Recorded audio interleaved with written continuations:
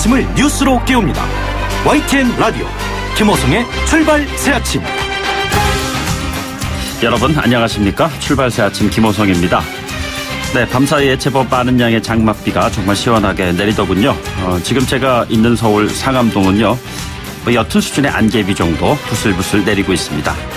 오늘 수도권 지역에서는 대체로 흐린 날씨가 계속되고요. 가끔 소나기도 내린다고 합니다. 출근길 준비하시는 분들은요, 작은 우산 하나 정도 챙기시는 게 좋겠습니다. 네, 전남 강진에서요, 실종됐던 여고생의 시신이 발견됐습니다만 사고 원인 경위 여전히 오늘 상암동 날씨처럼 안개 속입니다. 공범 가능성까지 제기되고 있죠. 범인을 반드시 잡아야 되겠습니다. 이미 사망을 했죠. 그런데 그 여죄 가능성, 공범 가능성 일파만파로 번지고 있어서요. 이 문제의 마무리가 어떻게 될지 정말 많은 분들이 관심을 갖고 있습니다. 그래서 오늘 3부에서는요. 시신 발견 현장을 직접 다녀보신 전문가, 그리고 심리 전문가, 변호사 모시고 각기 다른 분야의 전문가들의 분석을 자세히 들어보도록 하죠. 마지막 절규다. 네, 신태용 감독이 이 같은 표현을 썼습니다. 오늘 대한민국의 16강 월드컵 16강 진출을 확정짓는 결전의 날입니다. 오늘 밤 11시입니다. 낮보다 더 뜨거운 밤이 될 것 같습니다. 다윗이 골리앗을 이깁니다. 피파 랭킹 1위 전차 군단 독일을 이길 수 있는 대한민국의 전략. 잠시 후 신문선 교수와 함께 분석해 보도록 하겠습니다. 6월 27일 수요일입니다. 잠시 후 출발하겠습니다.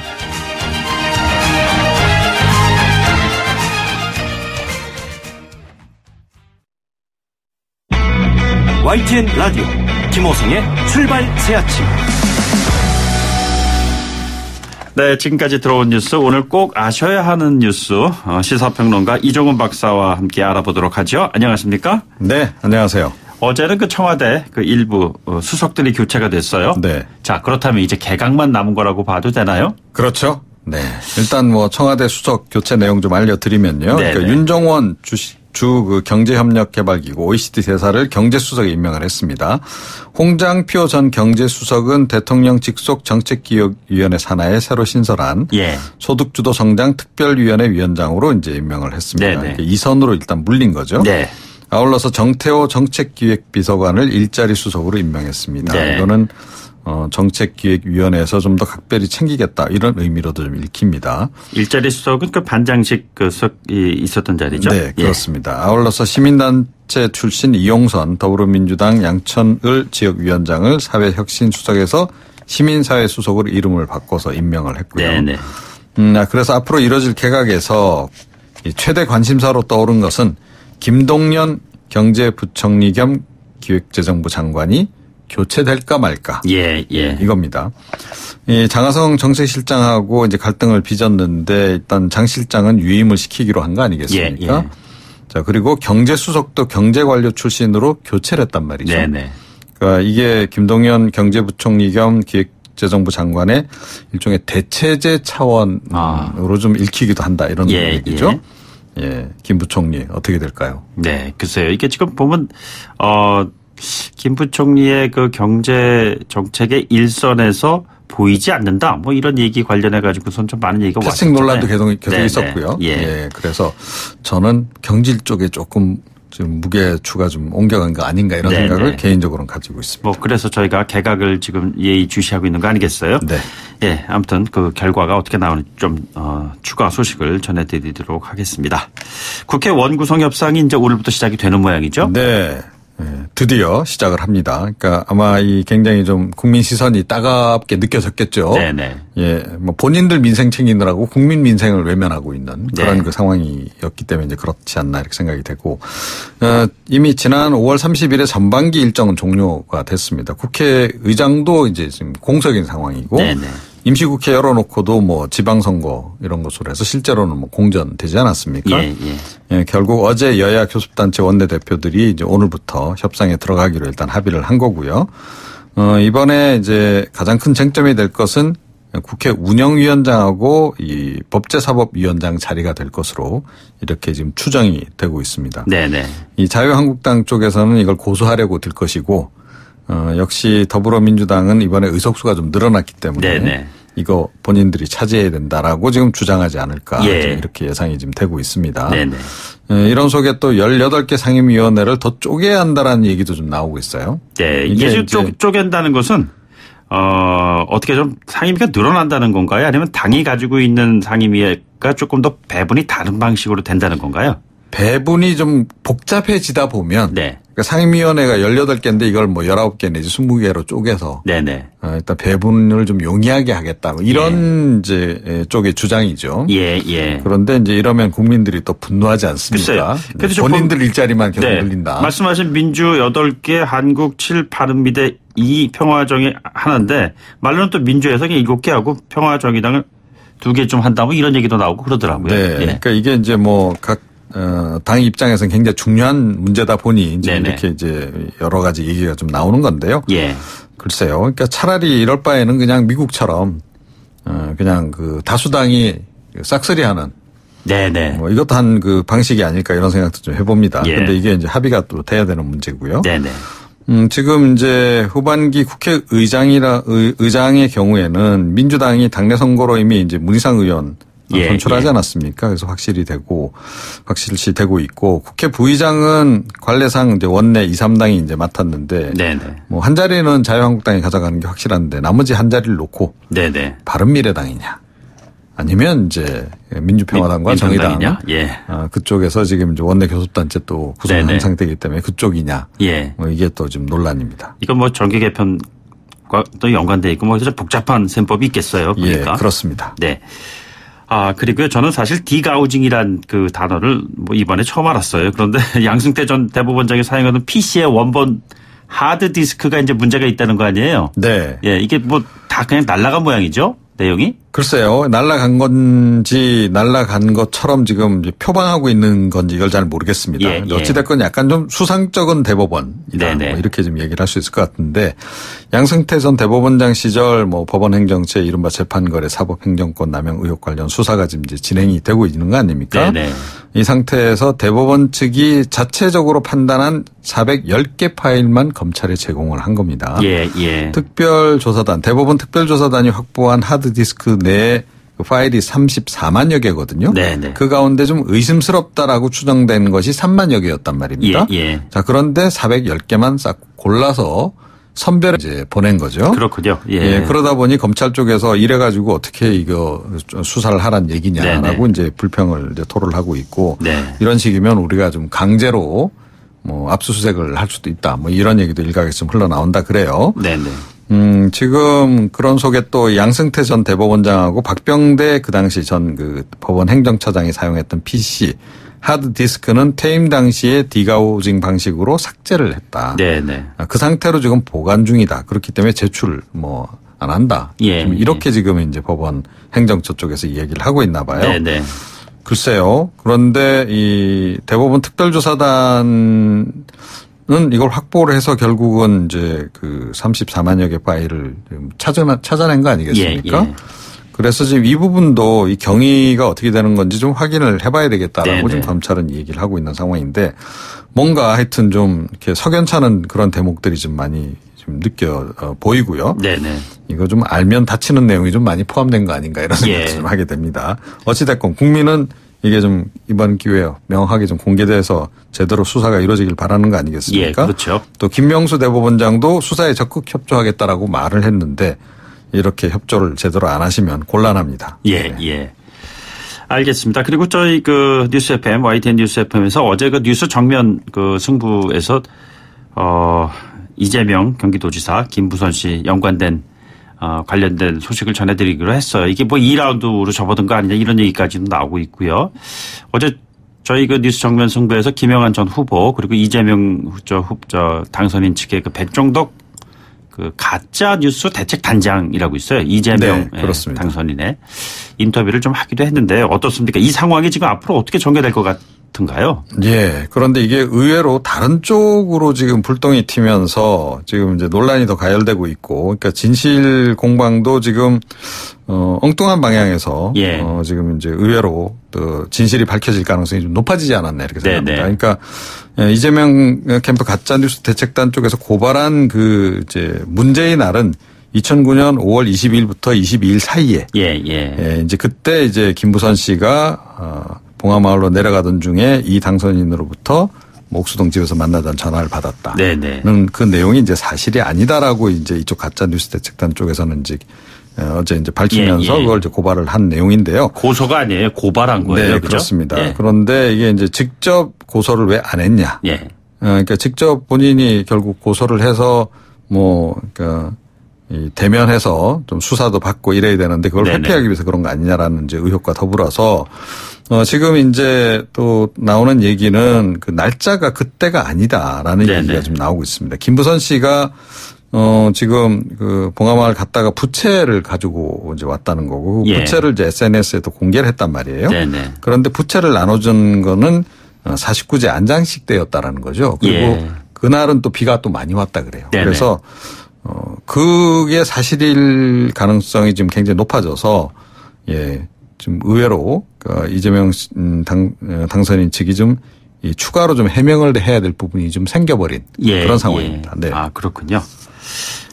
마지막 하나 더 여쭤볼까요? 권력은 부패한다. 절대 권력은 절대 부패한다. 이런 얘기가 있었는데 이 포털 권력 네이버 측이 대기업 오너 일가의 연관 검색어를 임의로 삭제했다. 자, 굉장히 불평등하게 느껴지는데 이게 무슨 얘기죠? 네.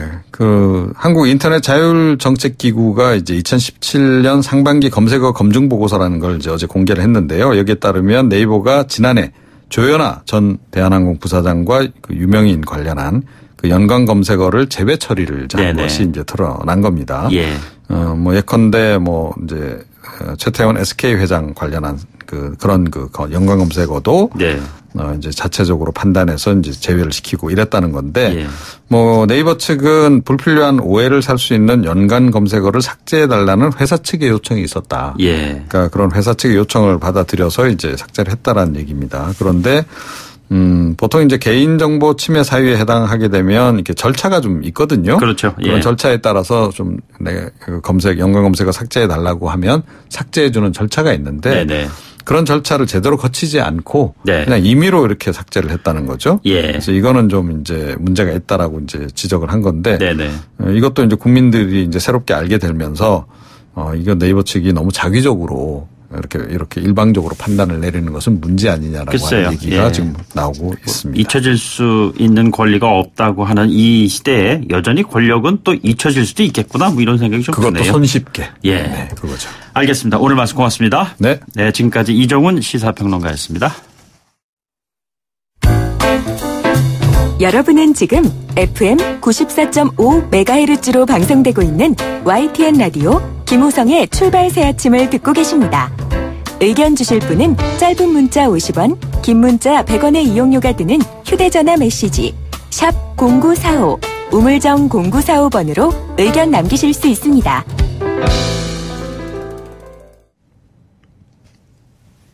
네, 국회 이야기 좀 하겠습니다. 여야 기싸움에요. 올 상반기 국회가 제대로 돌아간 적이 있나 싶을 정도로 답답한 상황이었습니다. 이 같은 상황이 언제쯤 풀릴 수가 있을까요? 다행히 오늘 4개 교섭단체 원내대표들이 한자리에 모인다고 합니다. 한 달 만입니다. 당장 발등에 떨어진 불, 국회 원구성협상이죠. 바른미래당 신임 원내대표 김관영 원내대표를 전화로 연결해서 이야기 나눠보도록 하죠. 안녕하십니까? 네, 안녕하세요. 김관영입니다. 대표님 당선 축하드립니다. 네, 감사합니다. 그런데 지난번에 저희가 연결해서 군산 GM 군산 관련 얘기도 하고 그랬을 때 참 지역 경기가 어렵고 지역이 정말 엄청난 파탄 지경의 지역 경제 파탄까지 언급하셨잖아요. 그런데 지역구를 이렇게 놔두시고 중앙 정치에만 올인하시는 듯한 모습을 보이는 것 같은 건 좀 약간 이상하지 않나요? 아유, 그러면 안 되죠. 그렇다고 제가 원내대표를 한다고 지역구를 버릴 수가 있겠습니까? 그래도 여전히 제가 평소에 하던 거와 마찬가지로 이 평일에는 서울 국회에서 열심히 일하고 주말에는 지역구 찾아뵙고 열심히 해야 되고 그리고 어쨌든지 제가 맡은 역할과 직위가 있기 때문에 또 군산경제 살리는 데도 최선을 다해서 성과를 내도록 하겠습니다.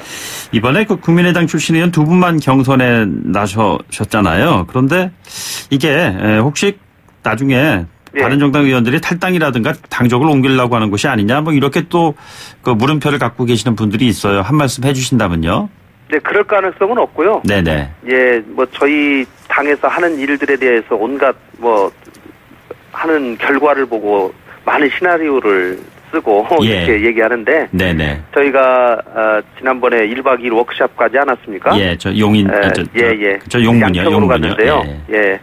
거기 가서 저희들이 얘기를 해보고 서로 대화를 해보니까 네네. 결국은 의원들께서 지금 우리 당이 가지고 있는 이 절박함에 대해서는 뭐 누구나 다 공유하는 것이고요. 예. 그리고 그러면 어떻게 살 거냐라고 했을 때 우리가 화합하고 단합하는 것만이 살 길이다. 라고 하는 것을 각자가 다 인식하고 있습니다. 네네. 그리고 그것을 위해서 최선을 다하겠다는 결의를 다지고 왔기 때문에 앞으로 화합에 방점을 두고 네네. 저희가 당의 각 의원들이 가지고 있는 역량이 최대한 발휘될 수 있도록 시너지가 나올 수 있도록 최선을 다하겠습니다. 절박함 속 화합, 단합 필요성을 강조해 주셨는데요. 원내대표에게 주어진 가장 큰 숙제는 뭐라고 지금 생각하고 계시는지요?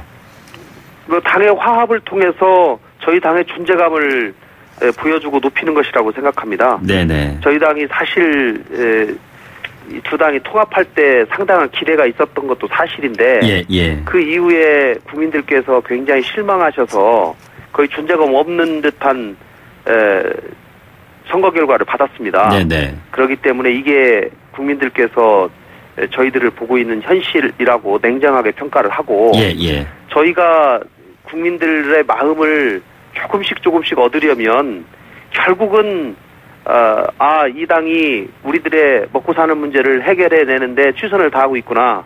그리고 실제로 해결해내는구나. 뭐 이런 신뢰가 하나씩 쌓여야지만이 올라가는 것이거든요. 저희가 정책으로 보여드리고 승부하겠습니다. 당의 존재감 말씀하셔서 드리는 질문인데요. 사실 그 지방선거 이후에 한국당보다 지방선거 성적은 더 안 좋았지 않았습니까? 그런데 욕은 사실 한국당에 비해서는 덜 먹는 것 같다는 그런 지적이 있고요. 이게 악플보다 무서운 게 무플이라고 하는데 당의 존재감이 이렇게 없으니까 결국엔 악플조차도 안 달리는 거 아니냐 이런 뼈아픈 지적이 있는데 어떻게 말씀을 하실 수 있으실까요? 뭐 그런 지적에 대해서 겸허하게 받아들이겠습니다. 네네. 실제로 한국당은 뭐 113석이라는 상당히 많은 의석을 가지고 있기 때문에 그분들이 느끼는 또 절박감이 있을 것이고요. 네네. 저희 당은 뭐 저희 당의 진로를 놓고 다양한 해석과 시나리오들이 난무하고 있기 때문에 그것도 저희가 다 알고 있습니다. 네네. 그렇기 때문에 저희가 이 시점에서 저희가 이 창당을 하고 4개월이 지났는데요. 네네. 제대로 힘 한번 써보지도 못하고 또 창당 정신을 제대로 한 번도 실천해보지 못하고 지금 여기까지 왔거든요. 네네. 그렇기 때문에 저희가 당초에 창당을 해서 실현하고자 했던 정치의 이상이 있습니다.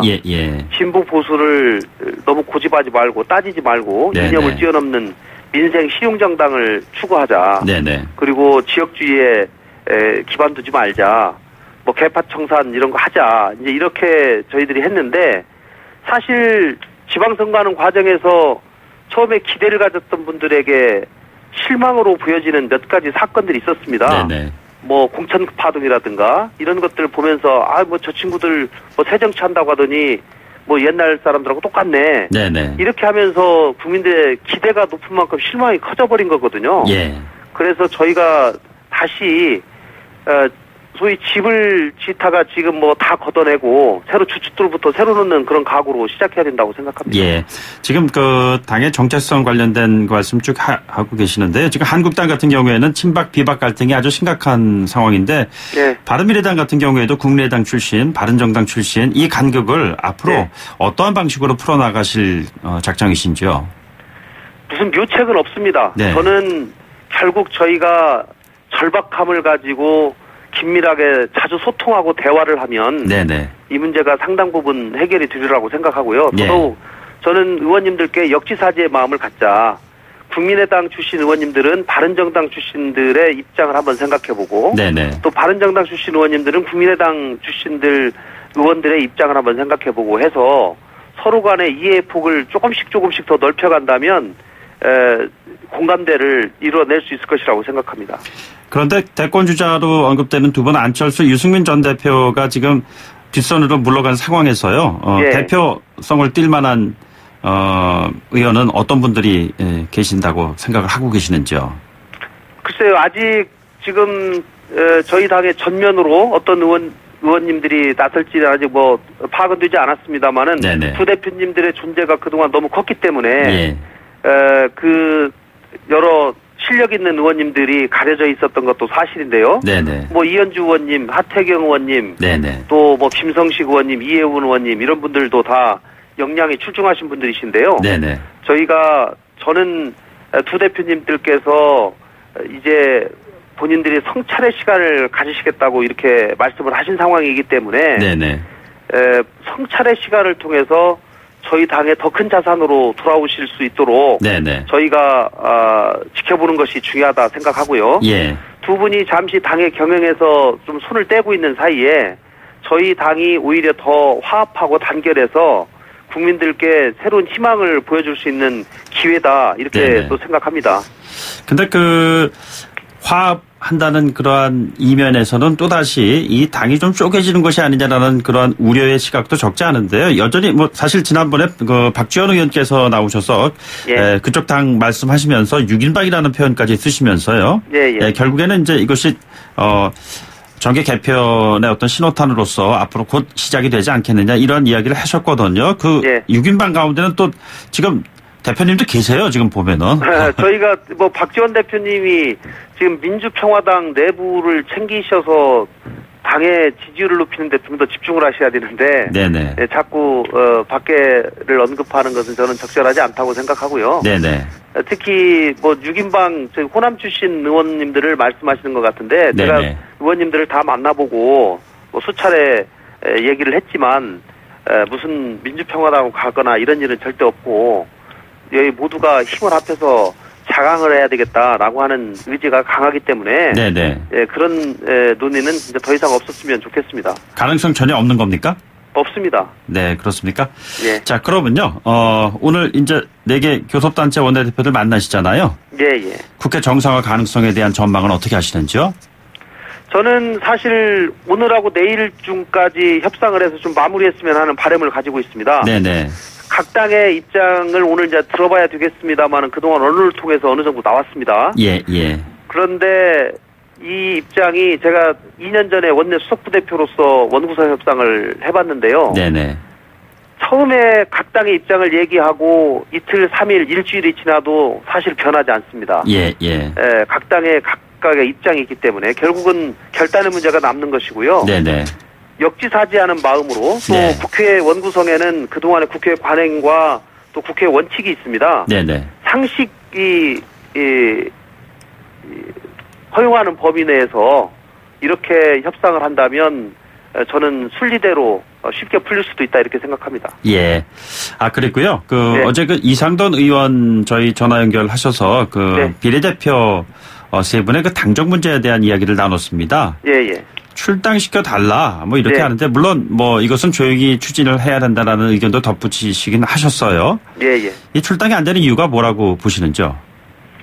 지금 한국 정치 국회 역사상 비례대표 의원을 출당시킨 역사는 지금까지 한 번도 없습니다. 예. 본인들이 정치 생각이 맞지 않으면 네. 탈당을 해서 그 당의 일을 하는 것은 무관하지만 백의종군 해야 된다는 얘기시죠? 그렇습니다. 예. 그리고 이것을 역지사지를 한번 해보시기를 제가 꼭 부탁을 드리겠습니다. 네네. 상대 당은 어떻게 또 생각을 하고 있을지에 관해서. 네네. 예. 이게 의원당 보조금이 1억 원이다 이런 얘기도 하시면서 현실적인 언급도 하셨어요. 이런 부분이 현실적인 이유가 돼서 안 되는 부분도 있다고 봐야 되나요? 단순히 그런 문제가 아니고요. 예. 정당의 비례대표로 당선되신 분들을 만약에 중간에 정체성이 안 맞다 나 출당시켜달라 해가지고 출당을 하기 시작하면 중간에 이 비례대표의 근본 취지가 훼손이 돼버립니다. 예. 이게 한번 이게 선례가 되기 시작하면 이게 본물처럼 모든 당에서 다 들고 이런 문제가 발생될 가능성이 높기 때문에. 네네. 예를 들면은 굉장히 분쟁 있는 당의 비례대표 의원들이 나는 이 당에서 못 있겠다. 나도 출당시켜달라.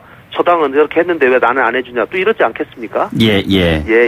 지금 당장 그 발등에 떨어진 국회 관련 현안 가운데 국회 원구성 협상이 있는데요. 이거 언제까지 데드라인을 좀 삼아서 추진할 계획이신지요? 저는 사실 오늘 내일 협상해서 빨리 마무리 짓고 이번 주 금요일 날 본회의에서 통과시켰으면 좋겠다는 바람을 가지고 있는데요. 네네. 뭐 가장 빠른 시일 내에 협상이 마무리되도록 최선을 다하겠습니다. 상임위 배분 있을 때 바른미래당이 좀 꼭 가져가야 된다라고 생각하시는 상임위는 있으신가요?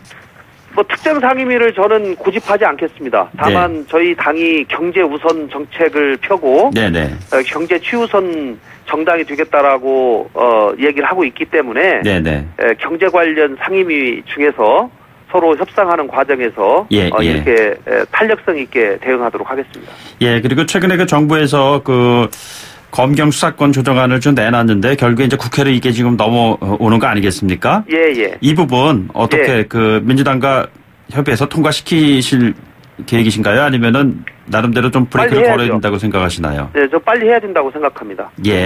어쨌든지 오랫동안 검찰의 수사권을 조정하겠다는 논의는 있었지만 그동안 어느 정부도 사실 이런 일은 제대로 그 시한조차 내놓지 못했습니다. 저는 검경 수사권 조정안을 내놓은 것 그 자체에 대해서 상당히 평가합니다. 그리고 이 안이 국회에서 일부 보완돼야 될 점들에 대해서 많은 전문가들이 언급을 하기 때문에 그 점에 대해서 국회에서 보완해서 빠른 시일 내에 통과시켜야 된다고 생각하고요. 다만 검경 수사권 문제와 공수처법, 특별감찰관 임명 이 문제를 같이 논의해야 된다고 생각합니다. 알겠습니다. 앞으로 좀 국회에서 정상화를 위한 맹활약을 기대하겠습니다. 오늘 말씀 고맙습니다. 네, 감사합니다. 네, 지금까지 바른미래당의 김관영 원내대표였습니다. 1부 마치겠고요. 2부에서 뵙죠. 소통의 아침을 여는 공정한 목소리 YTN 라디오 김호성의 출발 새 아침. 네, 결전의 날이 밝았습니다. 오늘 밤 11시에요. 2018 러시아 월드컵 마지막 예선 경기가 치러지게 됩니다. 요 얘기는요. 신문선 전문위원을 좀 모시고 자세하게 들어보는 시간 마련하도록 하겠습니다. 잠시 광고 뒤에 뵙겠습니다. YTN 라디오 김호성의 출발 새 아침. 네, 오늘 밤 월드컵 11시에 치러지죠. 상대는 피파 랭킹 1위의 독일입니다. 이 피파 랭킹 우리나라가 57위입니다. 57위의 피파 랭킹 이 선수가 1위인 독일을 이길 수 있느냐 이 게임입니다. 오늘 경기 결과에 따라서 16강에 오를 수 있는지 여부가 결정이 되는데 이게 오를 수 있을까? 불가능하지 않나? 뭐 이렇게 생각하시는 분들이 대부분일 겁니다. 하지만요. 대표팀을 향한 응원 그 어느 때보다도 뜨거워야 할 것 같고요. 그 응원의 열기, 그 힘을 얻어서 우리가 극적인 승리를 쟁취할 수 있을 것이다 라는 희망은 여전합니다. 정말 이분 골이에요 이런 그 유명한 샤우팅 있지 않습니까? 명지대학교 신문선 교수 연결돼 있습니다. 안녕하십니까? 네, 안녕하세요. 신문선입니다. 네, 교수님 오늘 밤 경기 어떻게 전망하시는지요? 오늘 경기 지금 오프닝 멘트 해주신 대로요. 네네. 피파 랭킹 1위와 경기를 치르는데 모든 객관적인 경기력에 관한 지표, 지수는 우리가 절대적 열세죠. 네네. 그렇지만 공은 둥글다. 라는 심정으로 우리가 응원을 하는 이제 그런 어떻게 보면 분위기로 이제 시간을 이제 기다릴 수밖에 없다라고 저는 생각하거든요. 이게 그동안 저희 성적이 2패인데요. 이게 아쉬운 2패인가요? 답답한 2패인가요? 아니면 냉정하게 좀 평가를 해주세요. 지금 질문하셨던 아쉬움 또 답답한 패배보다도 그동안 수차례 제가 미디어를 통해서 글과 말로 한국 대표팀에 대한 걱정, 우려 그리고 문제점에 대해서 지적을 해왔었는데요.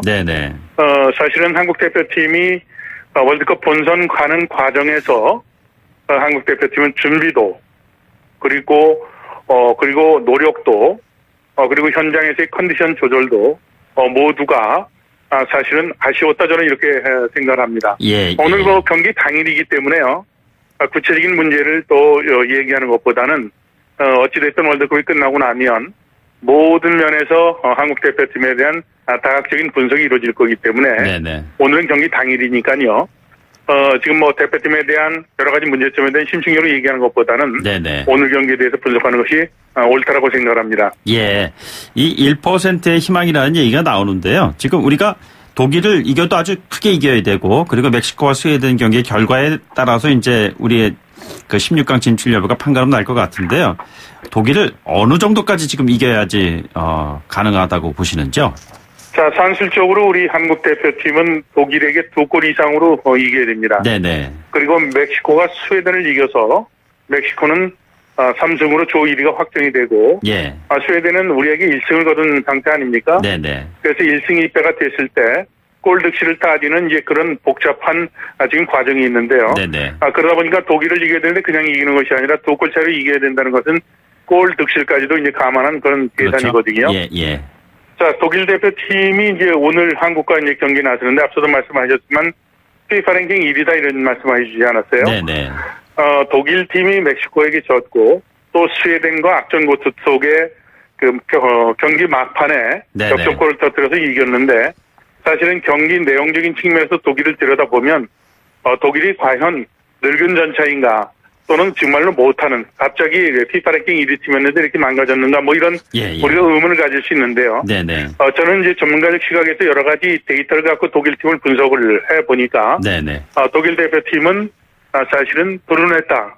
멕시코와 경기에서도 경기는 지배를 했지만 네네. 결국은 경기에서 골운이 따르지 않고 골대를 맞추는 그 상황들 그리고 상대에게 역습당하면서 이제 멕시코에게 졌는데 멕시코와 경기 때는 6대4의 그 점유율이었었고 네네. 슈팅 숫자도 18개 대 10개를 했거든요. 예. 그리고 유효 슈팅도 독일은 상당히 많은 슈팅을 기록했습니다만 역시 말려서 졌던 거고요. 네네. 그리고 스웨덴과 경기 때는 71대 29의 점유율을 그 차이를 나타냈고 예. 코너킥도 8개 대 3개를 기록했거든요. 네네. 슈팅도 10개 그리고 스웨덴은 5개를 했는데 유효 슈팅이 무려 5개나 있었는데도 불구하고 앞서도 말씀드렸지만 골대를 튕기는 슈팅이 이어지면서 결국은 막판에 고전 끝에 2대1로 이제 신승을 했던 거거든요. 네네. 이제 한국과 경기에서는 과연 독일 대표팀은 지금 독일 입장을 한번 그러면 우리 입장을 생각할 것이 아니라 독일 입장을 한번 보죠. 예, 예. 독일도 1승 1패이기 때문에 한국은 무조건 이겨야 됩니다. 네네. 그리고 스웨덴과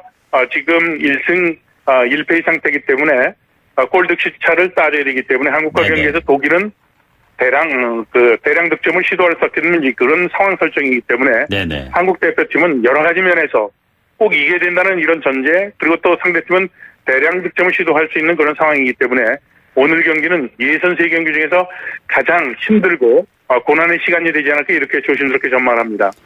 그 요하임 레프 그 독일 팀 감독은 우리 팀을 이제 얘기하면서 미드필드에서 역습을 하려는 이 한국 팀 역습에 성공하는 경우가 많아서 그거 대비해야 된다 이런 얘기 하더라고요. 근데 어떻게 이것이 독일을 깰 수 있는 굉장히 주요한 그런 역습 그 전술로서 뭔가 좀 좋은 결과가 나올 수 있다고 보시는지요?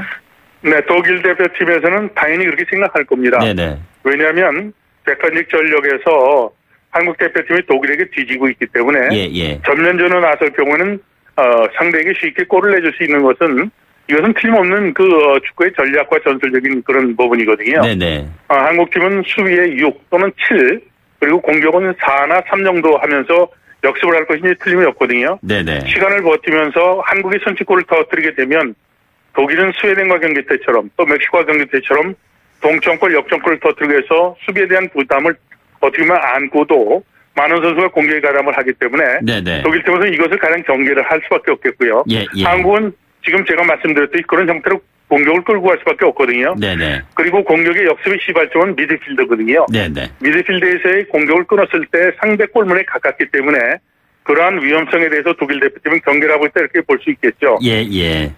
이게 지금 저희가 옐로우 카드를 참 많이 받았잖아요.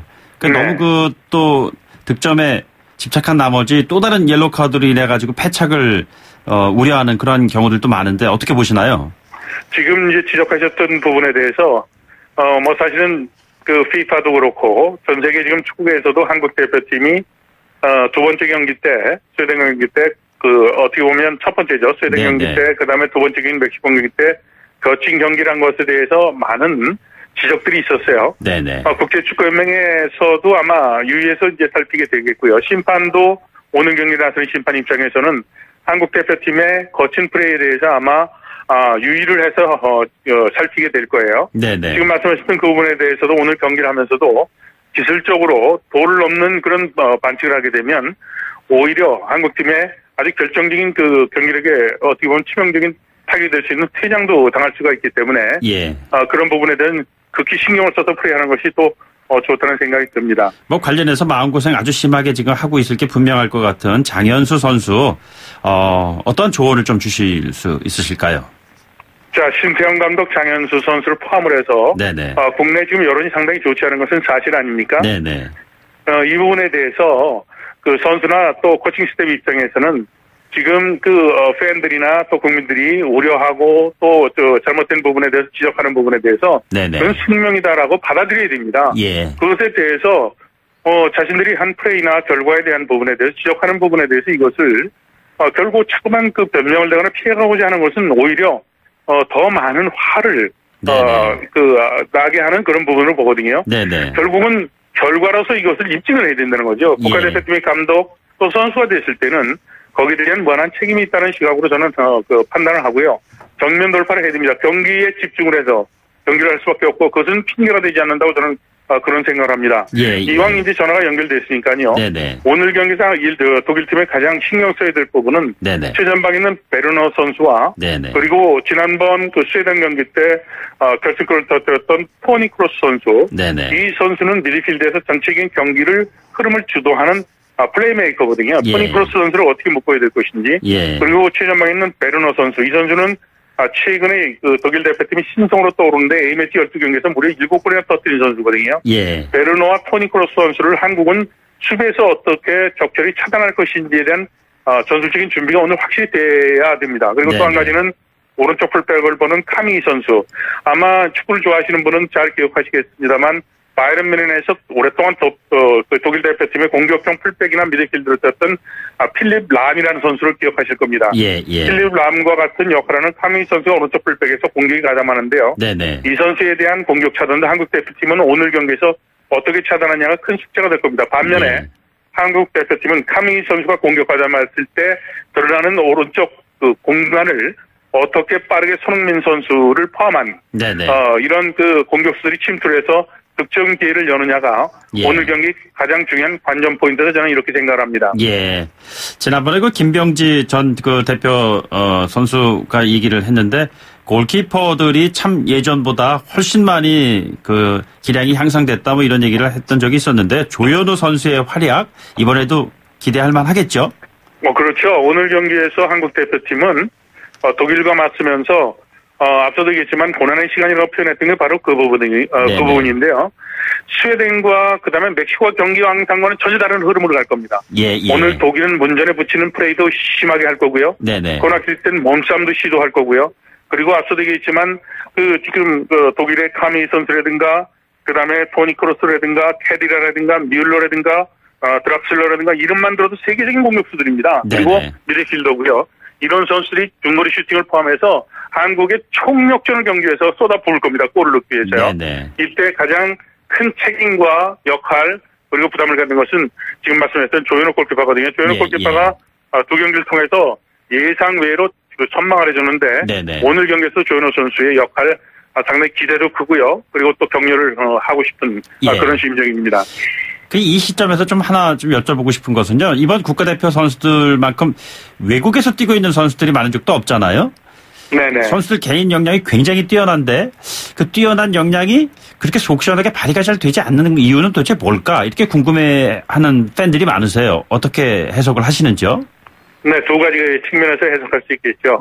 하나는 해외에서 뛰고 있는 선수가 많은 반면에 주전으로 뛰는 선수가 상대적으로 적었다. 특히 수비 쪽에 중국 쪽에 뛰는 선수들이 많았었는데 중국 쪽에서 한중 간에 이제 외교적인 갈등이 있으면서 또 그리고 중국의 이제 제도가 바뀌었어요. 외국인 선수에 대한 어떻게 보면 티어 문제가 또 룰이 이제 바뀌면서 한국 수비수들이 제대로 뛰지 못했던 그런 부분도 아쉬움이 컸다라고 볼 수 있겠고요. 예. 그리고 유럽 쪽에서 뛰는 선수들도 주전을 뛰었던 선수들이 사실은 많지를 않았기 때문에 뛰는 시간이 이제 부족했다는 것이죠. 네네. 그러면서 이제 경기력이 저하가 나타나는 아쉬움이 있었고 또 한 가지는 한국 대표팀이 본선 상대가 결정이 되고 나서 예. 한국인 무수히 많은 평가전 다시 얘기해서 모의고사를 봤는데 네네. 객관적인 전력에서 떨어졌을 때 이것을 극복하기 위해서는 조직력을 강화하는 그런 훈련과 선택이 필요했었는데 네네. 그런 부분에서 결국은 결과를 끌어내지 못한 것이 예. 지금 말씀하셨던 외국인 선수들이 많은데 외국에서 활동하고 있는 선수가 많은데 경기력에 이것이 어떻게 보면 플러스적인 요인으로 작용하지 못한 문제점으로 이렇게 해석할 수 있다고 저는 봅니다.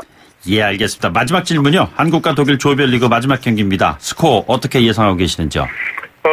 늘 저는 이 대답은 이렇게 얘기합니다. 저는 점쟁이가 아니기 때문에요. 네네. 그렇지만 이제 축구공은 둥글고 우리가 기대할 수 있는 것은 객관적인 전력에서 그리고 선수의 개인적인 능력에서 모든 것이 뒤떨어지긴 합니다만 네네. 한국 대표팀은 오늘 경기에서 시간을 끌면서 첫 골을 많이 골을 내주더라도 최대한 늦게 이제 골을 내줘야 되고요. 예, 그리고 예. 우리가 기대했던 예를 들어서 성과를 거두기 위해서는 우리가 선취골을 터뜨려서 독일이 스웨덴전 그리고 멕시코전처럼 공격이 일방적으로 나올 수 있는 그런 흐름으로 만든다면 네네. 한국은 하나의 어떻게 보면 1%의 확률이라도 기적을 기대할 수 있다. 이렇게 정리의 말씀을 드리겠습니다.